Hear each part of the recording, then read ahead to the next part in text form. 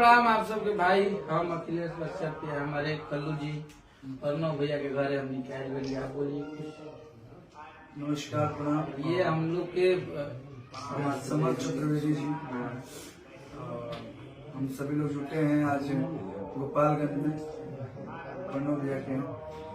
राजीव का बर्थडे था, हम लोग का प्लानिंग था कि सब भाई आएंगे। बक्सर से आए हैं, हम गोरखपुर से आए हैं, लेकिन दुख की बात है कि नाना जी का आज देहांत हो गया। कोई बात नहीं, हम सभी लोग आए और इस सुख दुख आवत रहेला, तो आज खुशी भी है और दुख में भी हम लोग सभी लोग शामिल हुए। तो नाना जी की आत्मा की शांति दे भगवान, और जहाँ भी रहे हमेशा।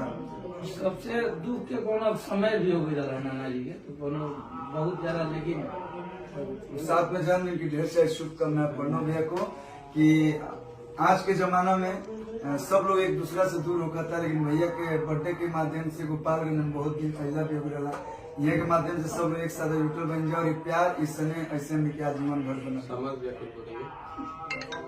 क्या बोलूं, क्योंकि आने के पहले पता चल गया था कि कुछ ऐसा दुखद हो गया है, कल्लू जी ने बता दिया था। लेकिन चलिए, जैसा कहा, नाना जी की आत्मा को शक्ति मिले और आपको जन्मदिन की ढेर सारी बधाई।